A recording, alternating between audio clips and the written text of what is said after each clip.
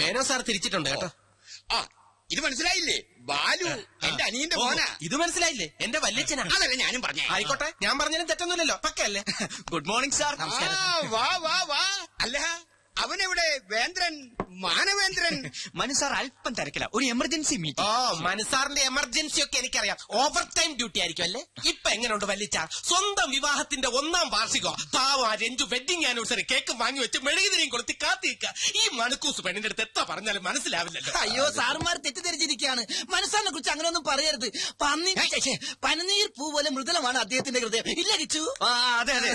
രഞ്ജു ചേച്ചി കാത്തിരിക്കുമെന്നും ഇന്ന് ഒരു മീറ്റിംഗിനും ഇല്ലെന്ന് പറഞ്ഞ് ഇറങ്ങിയതാ. പക്ഷെ എന്ത് ചെയ്യാം, നിവൃത്തിയില്ലല്ലോ. ഞാൻ ഓഫീസിലേക്ക് വിളിച്ചിരുന്നല്ലോ. അവിടെ ഇല്ലല്ലേ? ഞാൻ ഗസ്റ്റ് ഹൗസിലേക്കും വിളിച്ചു. അവിടെയും ഇല്ല. അപ്പൊ ക്ലബിൽ വിളിക്കായിരുന്നില്ലേ? വിളിച്ചില്ല. അവിടെയും ഇല്ല. ഞാൻ നേരിട്ട് പോയിരുന്നു. കുഴഞ്ഞു. അപ്പൊ അതെ കറക്റ്റ്. മനു സാർ അവിടെ കൊണ്ടെന്ന് ഞങ്ങളും പറഞ്ഞില്ലല്ലോ. ലഗൂൺ പാർക്ക് ഹോട്ടലിലെ മീറ്റിംഗ്. ലഗൂൺ പാർക്കിലാണോ മരിയ പാർക്കിലാണോ? Lagoon park. ലഗൂൺ പാർക്കില്. എന്തോ ഊണ് കഴിക്കാൻ വരൂ. മനുവേട്ടൻ വരില്ല, എന്തോ തിരക്കാത്രേ. വരില്ല. നിനക്കറിയില്ലെങ്കിലും എനിക്കറിയാം. എന്താ ചെയ്ത്? ഇവര് അന്യരൊന്നല്ലല്ലോ. എന്റെ പൊന്നു മോളെ, നിനക്ക് അവന് ഇനിയും മനസ്സിലായില്ലല്ലോ. ഇവളോട് ഇഷ്ടം തോന്നിട്ടൊന്നല്ല പരമേശ്വര. എന്റെ മടിശീലയിലെ ചക്രം കണ്ടിട്ട് അവൻ ഇവളെ കയറി പ്രേമിച്ചത്. ഇപ്പോൾ ഒരു വാക്ക് പറഞ്ഞാൽ മതി, ഇപ്പൊ പിടിച്ച് പുറത്താക്കി വേറെ കെട്ടിച്ചു വിടും ഞാൻ ഇവളെ. ആ സിംഗപ്പൂർ ചക്കൻ ഇപ്പോഴും തയ്യാറാ. എന്നിട്ട് ആ സ്ഥാപനം ഞാൻ ഇവനെ ഏൽപ്പിക്കും. ഞാൻ അതൊന്നും മോഹിച്ചിട്ടല്ല. ഞാൻ മോഹിച്ചു. അച്ഛനൊന്നും മിണ്ടാതിരിക്കുന്നുണ്ടോ? മനുവേട്ടന്റെ ജോലിയും തിരക്കൊക്കെ എനിക്കറിയാം. പരമേശ്വര മാമേ, കല്യാണം കഴിഞ്ഞ അന്ന് തുടങ്ങിയതാ മനുവേട്ടനോടുള്ള ഈ ദേഷ്യം. അതിന് സപ്പോർട്ട് ചെയ്യണ്ടേ ഇവിടെ ഒരാളും. എന്നാ ഞങ്ങൾ അങ്ങോട്ട് അടപ്രഥമം കൂട്ടി ഉണ്ടിട്ട് പോയാ മതിയടാ. പിള്ളേരെ, അവന്റെ പാട്ടിന് കൂത്താടുന്നത് നിങ്ങൾ കുറച്ച് പേരാണെന്ന് എനിക്കറിയാം. എന്റെ മരുമകൻ അതിന് ശേഷമല്ലേ അവൻ നിന്റെയൊക്കെ മുതലാളിയായത്. അത് പോട്ടെ, നീ ഇങ്ങോട്ട് വന്നേ. എന്താ? വാ. എന്ത് മീറ്റിംഗ് ആണെന്നാ പറഞ്ഞേ? ബ്യൂട്ടി കോൺടെസ്റ്റിന്റെ ആദ്യം ഈ സ്പോൺസേഴ്സുമായിട്ടുള്ള മീറ്റിംഗ്, പിന്നെ മോഡൽസുമായിട്ടുള്ള മീറ്റിംഗ്, പിന്നെ ഫോട്ടോഗ്രാഫേഴ്സുമായിട്ടുള്ള മീറ്റിംഗ്, പിന്നെ മീറ്റിംഗ് എല്ലാ ശ്രദ്ധയും ബുദ്ധിയും അർപ്പിച്ചുള്ള മീറ്റിംഗ് അല്ലേ? അല്പം തെറ്റിയാണ്ടല്ലോ. മിസ് അഖില, ഡയലോഗ് ഓക്കെ ആണ്? ഷോട്ട് റെഡിയാണ്. കോസ്റ്റ്യൂം ചേഞ്ച് ചെയ്തു. ഓക്കെ, മാർക്ക് ചെയ്തിട്ടുണ്ടേ. ശരി സാർ. കണ്ണ, ഈ ആംഗിൾ ഫിക്സ് ചെയ്തു. ഓക്കെ. അതെ, ഏത് ആംഗിളാ ഫിക്സ് ചെയ്തിരിക്കുന്നത്? ഇതാണോ? എന്തിനാ കോസ്റ്റ്യൂം കൊടുക്കാനാ? ആംഗിളൊക്കെ ഞാൻ ഫിക്സ് ചെയ്തോളാം. താൻ പോയി കോസ്റ്റ്യൂം കൊടുക്കും. ചേടാ, ആംഗിൾ അനുസരിച്ചല്ലേ കോസ്റ്റ്യൂം കൊടുക്കാൻ പറ്റുള്ളൂ. സോറി മാഡം, ഞാൻ അല്പം തിരക്കിലായിപ്പോയി. എല്ലായിടത്തും എന്റെ ഈ 2 കണ്ണുകൾ തന്നെ എത്തണം. Costume section, camera section, lighting section. ചുരുക്കി പറഞ്ഞ ഞാൻ ഇവിടുത്തെ ഒരു ഓൾറൗണ്ടറാ. ഇതാ മാഡത്തിന്റെ കോസ്റ്റ്യൂം. എന്താ ഇത്? കോസ്റ്റ്യൂം അളവ് കറക്റ്റാ. ഇതിന്റെ ബാക്കി എവിടെ? ബാക്കിയാ? ഇല്ല, ഇത്രേ ഉള്ളൂ. അറേബ്യൻ ജ്വല്ലറിയുടെ ആഡ് എന്നല്ലേ പറഞ്ഞത്? അതെ, ആധുനിക നാരിയുടെ ആധുനിക സ്വർണ്ണ സങ്കല്പം. നോൺസെൻസ്. ഇത്തരം ഡ്രസ്സുകളൊന്നും ഞാൻ ധരിക്കില്ല. ധരിക്കില്ലേ? ഇതെന്ത് കൂത്താ? പിന്നെ ആര് ധരിക്കും? ഞാനാ? ലുക്ക്, അതൊന്നും എനിക്കറിയണ്ട. പക്ഷെ ഞാനിത് ധരിക്കില്ല. ഇങ്ങോട്ട് നോക്കിയേ, കുട്ടി ഇത് ധരിച്ചില്ലെങ്കിൽ മുതലാളിയുടെ പണി കിട്ടുന്നത് എനിക്കായിരിക്കും. ഇല്ലെന്ന് പറഞ്ഞില്ലേ? പോയി ഡയറക്ടറോട് പറ. അതെ, പണത്തിന്റെ പ്രശ്നമാണെങ്കിൽ മുതലാളിയോട് പറഞ്ഞ് ശരിയാക്കാം. തുണി കുറയും തോറും മണി കൂടും.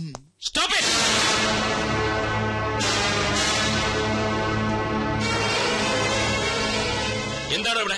സാറേ, കുട്ടി ഈ കോസ്റ്റ്യൂം ധരിക്കുന്നില്ല. കാര്യകാരണങ്ങൾ പറഞ്ഞ് മനസ്സിലാക്കിയിട്ടും ധരിക്കുന്നില്ല. സാർ ഒന്ന് ധരിപ്പിക്കേ. എന്താ ഞാൻ പറഞ്ഞ് മനസ്സിലാക്കേണ്ടത്?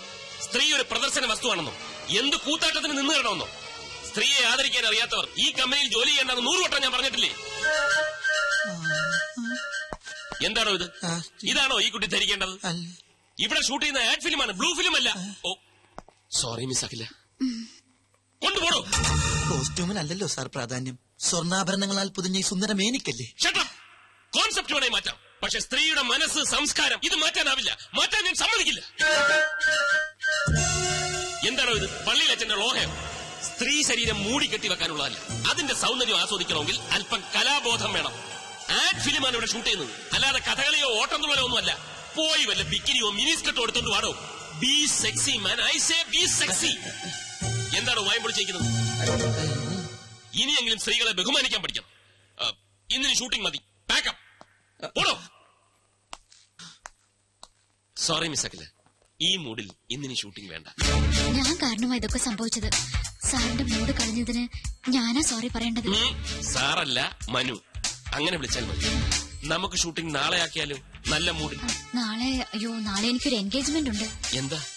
പേഴ്സണലാ. എന്നാൽ അഖിലേക്ക് ഒഴിവുള്ളത് എപ്പോഴാണോ അപ്പോൾ. ഓക്കെ. Thank you sir. സാറല്ല, മനു. Thank you Manu. അഖില, തന്റെ ഈ ചിരിയുണ്ടല്ലോ അതാ ക്യാച്ചിങ്. ചിരിക്കുമ്പോ അഖില കൂടുതൽ സുന്ദരിയാവുന്നു. Thank you Manu. വെൽക്കം.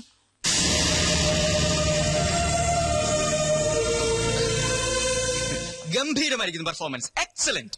അതൊക്കെ ശരി, പക്ഷെ ചെറിയൊരു പ്രോബ്ലം ഉണ്ട്. എന്താ? നാളെ എന്താണ് അവൾക്കൊരു പേഴ്സണൽ കാര്യം? വേറെ വല്ലവനുമായി? അതൊന്നുമല്ല സാർ. ആ കുട്ടിയുടെ ബയോഡാറ്റ കണ്ടു. കണ്ടു. നാളെ അവളുടെ ബർത്ത്ഡേയാ. ഓ, അത്രേ ഉള്ളോ? ആ ടെൻഷൻ അങ്ങ് മാറി. സാർ, ഈ ബർത്ത്ഡേ പിടിച്ച് നമുക്കൊരു ചീട്ടിറക്കിയാലോ? നീ എന്താ ഉദ്ദേശിക്കുന്നത്? സാറേ, അഖില സാറിന്റെ മനസ്സിൽ കയറിയെങ്കിലും അഖിലയുടെ മനസ്സിൽ സാറ് കയറണ്ടേ? അതിനൊരു പദ്ധതി ഞാൻ പ്ലാൻ ചെയ്ത് കഴിഞ്ഞു. ഇത്തിരി പണച്ചെലവുള്ള കാര്യമാണ്, പക്ഷെ പണം സാറിനൊരു പ്രശ്നമല്ലല്ലോ. അതുകൊണ്ട് ആദ്യം പണം തരൂ, എന്നിട്ട് ഞാൻ പ്ലാൻ പറയാം. നടക്കൂ? നടന്നിരിക്കും. എന്തിനാ ഈ പിശുക്ക്? അഖില സാറിന്റേതായ പോരെ. കിച്ചു, ഐമാറ്റ് അഡ്വർടൈസിംഗ് കമ്പനിയുടെ അസറ്റാണാ നീ? അസറ്റ്. താങ്ക്സ്.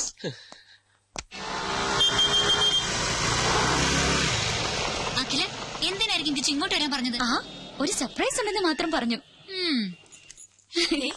എന്തോ വിശേഷം ഉണ്ടല്ലോ ഇവിടെ.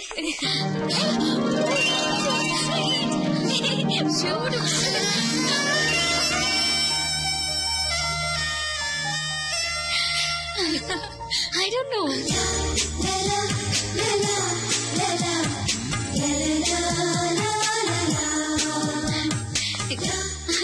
എന്തൊക്കെ ചെയ്തൊക്കെ? മിസ് അഖില മേനോന് പിറന്നാൾ സമ്മാനം. അതിന് ഇന്നെന്റെ പിറന്നാളാണെന്ന് എങ്ങനെ അറിഞ്ഞു? ഞാൻ അറിഞ്ഞില്ല, പക്ഷെ മനുസാർ അറിഞ്ഞു. That is മനുസാർ. മനുസാറിന്റെ വകയാണ് ഇതെല്ലാം. സാറിന് ഒരാളെ ഇഷ്ടപ്പെട്ട അവരെ കുറിച്ചുള്ള ഫുൾ ഡീറ്റെയിൽസ് അറിഞ്ഞു വെക്കും. അതൊരു നമ്പറാ. നമ്പറോ? അതുപോലെ ഈ നമ്പർ എന്ന് പറഞ്ഞാൽ മറ്റാർക്കില്ലാത്തൊരു ക്വാളിറ്റി. തികഞ്ഞിട്ടില്ല, അതെ ഇതും കൂടി ഉണ്ട്.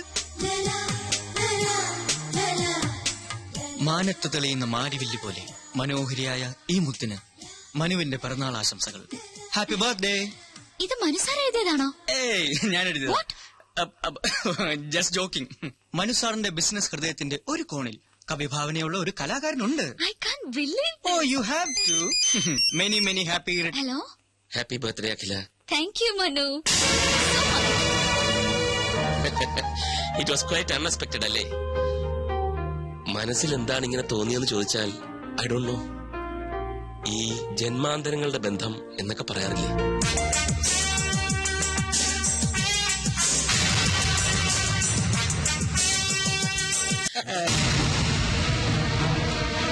Good afternoon sir. അപ്പൊ വർമ്മജി എല്ലാം പറഞ്ഞതുപോലെ. തന്നോടല്ലോ മരുമോനെ എങ്ങോട്ടെത്ര തിടുക്കത്തില്ല. അത് പിന്നെ രഞ്ജു കാത്തിരിക്കും. ഇന്ന് നേരത്തെ ചെല്ലാമെന്ന് പറഞ്ഞു. ഭാര്യയോട് എന്തൊരു സ്നേഹം, എന്തൊരു സ്നേഹം. എന്നാലേ രഞ്ജു കാത്തിരിക്കില്ല, അവള് കരാട്ടെ പഠിക്കാൻ പോയി. കരാട്ടെ പഠിക്കാനോ? എന്തിന്? കളിയാൻ അറിഞ്ഞില്ലേ? പത്രത്തിലുണ്ടായിരുന്നു. ദുഃഖിതരും പീഡിതരുമായ അബലകൾക്ക് കരുത്തു പകരാനായിട്ട് വിമൻസ് ക്ലബ്ബ് സംഘടിപ്പിക്കുന്ന പരിശീലന ക്ലാസ്. രഞ്ജുവിനെ കൊണ്ടാക്കിയിട്ടാ ഞങ്ങൾ വരുന്നത്. അവൾക്ക് എന്ത് ദുഃഖം, അവൾക്ക് എന്ത് പീഡനം? ദുഃഖിക്കുന്നത് ഞാനല്ലേ, അവളെ നിനക്ക് കിട്ടിച്ചു തന്നതിൽ.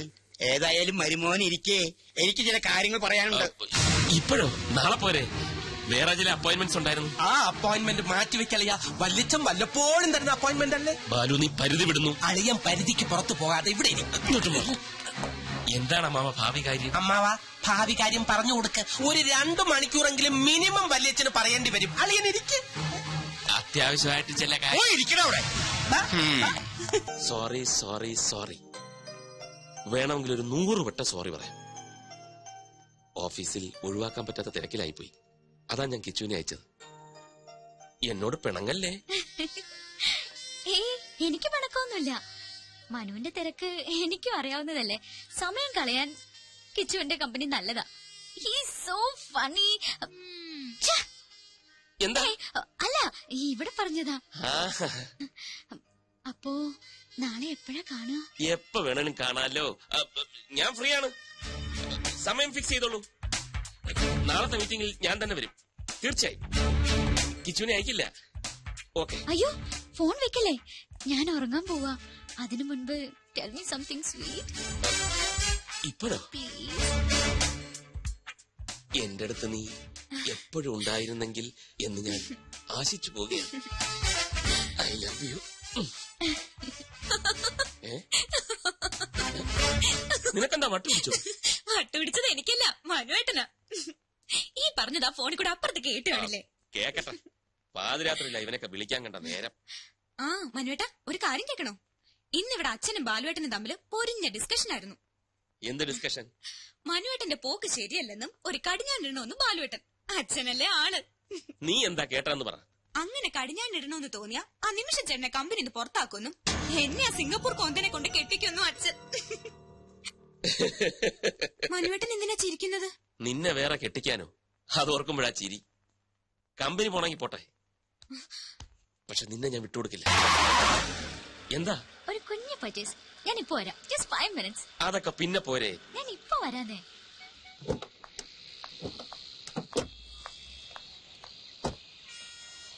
ഇതൊരു നടക്ക് പോവില്ല.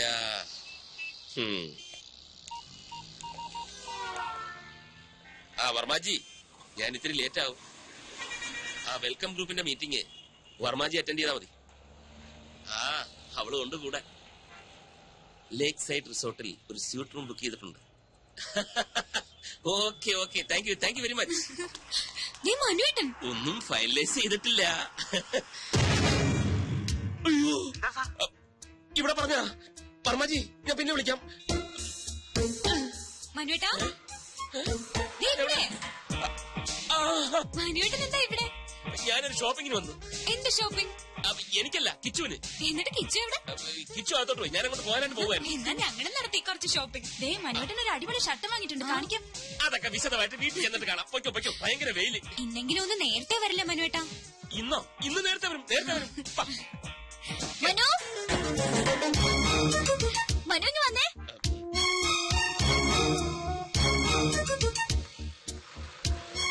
ഇതുണ്ടോ? നോക്കിയേ ഞാൻ എന്താ വാങ്ങിയെന്ന്.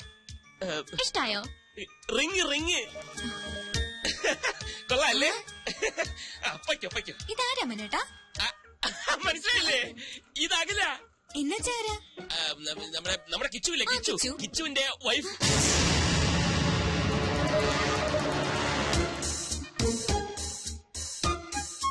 കിച്ചു എപ്പോഴാ കല്യാണം കഴിച്ചത്? ഇതേ ചോദ്യം ഞാനും ചോദിച്ചു. കള്ളൻ ആരോടും പറഞ്ഞില്ല. ഇന്നാ ഞാനും അറിയുന്നത്. കിച്ചു അവിടെ ഷോപ്പിംഗ് കഴിഞ്ഞില്ലേ? ഒരാളെ ഇങ്ങോട്ട് പരിചയപ്പെടുത്തുമ്പോ തിരിച്ചും പരിചയപ്പെടുത്തണ്ടേ? ഈ മനുവേട്ടന്റെ ഒരു കാര്യം. ഇത് രഞ്ജു, ഇത് അഖില. അല്ല, ഇത് മതി, ഞാൻ പറഞ്ഞോളാം. അഖില, ഞാൻ രഞ്ജു, മനുവേട്ടന്റെ ഭാര്യ.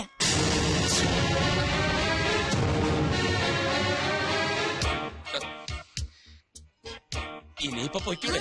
പ്രോമിസ് ചെയ്ത പോലെ നേരത്തെ വരണേ. ഓക്കെ, ബൈ അഖില.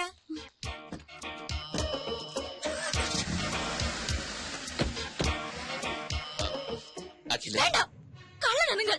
പേരും കള്ളൻ, ചീറ്റ്. അഖില, ഞാൻ പറയുന്നൊന്ന് കേൾക്കൂ. എനിക്ക് കാണണ്ട ഇനി നിങ്ങള്.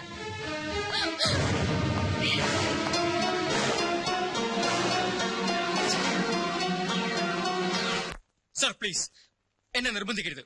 സാറിന് വേണ്ടി എന്തിനു ഞാൻ കൂടെ നിന്നിട്ടുണ്ട്. പക്ഷെ ഇതെനിക്ക് വയ്യ. എന്തിനാണ് അഖില എന്റെ ഭാര്യയാണെന്ന് പറഞ്ഞത്? കിച്ചു, എന്റെ അവസ്ഥ നീ എന്താ മനസ്സിലാക്കാത്തത്? പെട്ടെന്ന് അങ്ങനെ ഒരു കണ്ടുമുട്ടലുണ്ടായപ്പം പിന്നെ ഞാൻ എന്താ പറയേണ്ടിയിരുന്നത്? അവൾ എന്റെ കാമുകിയാണെന്നോ?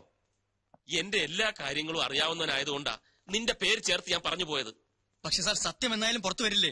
രഞ്ജു ചേച്ചി എന്നെ പറ്റി എന്ത് വിചാരിക്കും? അഖിലേക്ക് എന്ത് തോന്നിക്കാണും എന്നെ കുറിച്ച്? അഖിലെ ഞാൻ പറഞ്ഞ് മനസ്സിലായിക്കൊള്ളാം. അതിനാ ഒരു തവണ കൂടി അവളെ എന്റെ മുന്നിൽ എത്തിക്കാൻ ഞാൻ നിന്നോട് ആവശ്യപ്പെടുന്നത്. ഇല്ല സാർ, എനിക്കതിന് കഴിയില്ല. എന്നെ ഒഴിവാക്കി തരണം പ്ലീസ്. എനിക്ക് മനസ്സിലായി, നിനക്ക് ബുദ്ധിമുട്ടാണല്ലേ. സ്വന്തം അനുജന്റെ സ്ഥാനത്താ നിന്നെ ഞാൻ കണ്ടത്. ഏതാപത്തിനും കൂടെ നിൽക്കുമെന്ന് വിചാരിച്ചു. തെറ്റിപ്പോയി, എനിക്ക് തെറ്റിപ്പോയി. ചെന്ന് പറയാൻ ഞാൻ രഞ്ജുവിനോട് എല്ലാം നുണയായിരുന്നു. അഖില എന്റെ കാമുകയാണെന്ന്. അതോടെ എല്ലാം അവസാനിക്കും. ഈ സ്ഥാപനവും സ്ഥാനമാനങ്ങളും എല്ലാം തകർന്നടിയട്ടെ. ഞാനൊരു തെണ്ടിയെ പോലെ ഈ റോഡിലൂടെ അലയട്ടെ. എല്ലാം എന്നാ പിന്നെ എന്തിനാ നിന്റെ സ്വപ്ന സൗധം മാത്രം ബാക്കി? അതും പറയാം.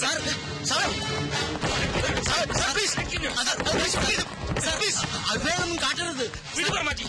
എന്റെ ജീവിതം തുലച്ചിട്ട് ഇവിടെ അങ്ങനെ ആരുടെയും സ്വപ്നങ്ങൾ പൂവണിയുണ്ട്.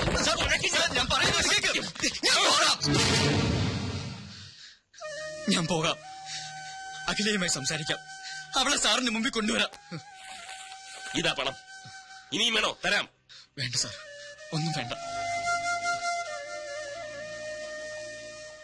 സാറിനത് എന്തു പറ്റി? ഇത്രയും ദേഷ്യം ഇതുവരെ ഞാൻ കണ്ടിട്ടില്ല. ഞാൻ ദേഷ്യപ്പെട്ടെന്ന് ആര് പറഞ്ഞു? ചെറിയൊരു ഡ്രാമയല്ലേ. അഖിലയെ വീണ്ടും എന്റെ മുന്നിലെത്തിക്കാൻ കിച്ചുവിന് മാത്രമേ കഴിയൂ.